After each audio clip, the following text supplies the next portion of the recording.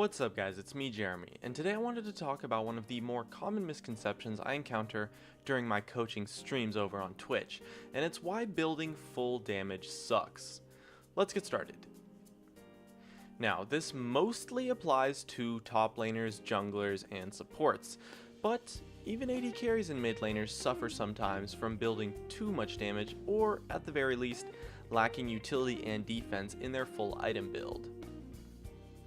Anyways, for top laners, junglers, and supports, when you build full damage, you introduce a large amount of unnecessary risk into your team fights. When you go for a play with a full damage build, your goal is to try to one-shot someone, and any amount of kiting will absolutely wreck you. One stun, one knockup is all it takes for you to get bursted down instantly. And okay, maybe you kill your opponent, but if your fight fails, you get punished super hard, and most of the time you get punished really easily, and even if you do kill your opponent, you're pretty much still guaranteed to die since you're so squishy, making the risk certainly not worth the reward. Full damage builds, and honestly sometimes even just building 1 or 2 damage items can be too much, and those kind of builds are incredibly easy to punish in teamfights and will make you very weak in teamfights as a whole.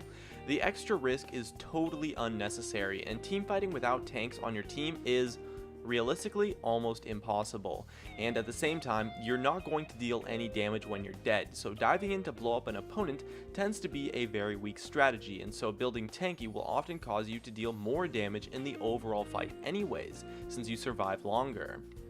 And at the same time, kiting someone who is not tanky is actually really easy. All it takes is one hard crowd control spell, a stun, knockup, anything, to just wreck you super hard, since the enemy can then just focus you after that. Not to mention things like flash and stuff can outplay combos easily as well. Full damage builds do tend to be strong in 1v1 scenarios though, which is why they are a fun path to take and often appear to be stronger than you might think. But League is not a 1v1 game, and even if your team is willing to split push, you are still going to have team fights at some point in the game every single time. Now, another thing to consider is that you have to understand your role in the game. As a top laner, jungler, or support, your team will most likely not need you to deal damage. You need to tank and play a frontline-esque role that your team can play around to protect your carries and damage dealers. And as a mid laner or AD carry, your team will need you to stay alive, since when you're dead, you won't deal any damage, so sacrificing extra damage items in favor of more utility items is very important. It's why lifesteal is so important as a stat on AD carry, and why Rabadon's tends to be an extremely overrated item on mid laners. Now, sometimes it can be okay to build some extra damage, but it's very important to only build pretty much one damage item, and it's when your team needs your role to step up and deal that extra damage. Maybe your AD carry is super far behind, or your mid laner got camped, or something like that. If your team actually needs you to deal damage, it can be okay to build one damage item, as long as you are somewhat ahead in the game. I would say about 2-0 or better is enough to start building damage. When you have a lead, a build with a bit more damage can actually help you snowball quite a bit, and the lack of tankiness won't be as punishable due to your lead. But I would only build damage in top or jungle if your team needs it and you are far enough ahead to not get punished for lack of tankiness. And even then, still only build one damage item, 2 damage items max. Another reason for why it's okay to build a damage item when you're ahead is that if you're 2-0 and you build a damage item versus being something like 0-1 and building a damage item, is that the time it will take for you to finally finish your first tank item after your damage item can be a difference of something as much as 10 minutes or more. And so when you're ahead, you will get tanky much sooner. And if you aren't ahead, it's likely that you won't be tanky enough by the time you need to be, which is usually the first team fight.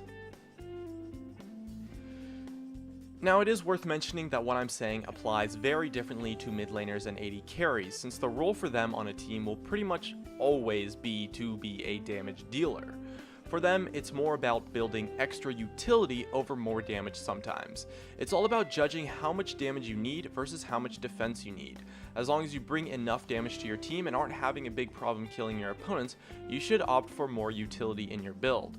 On mid laners, A ton of mid lane items have so much utility and completely counter a lot of champions.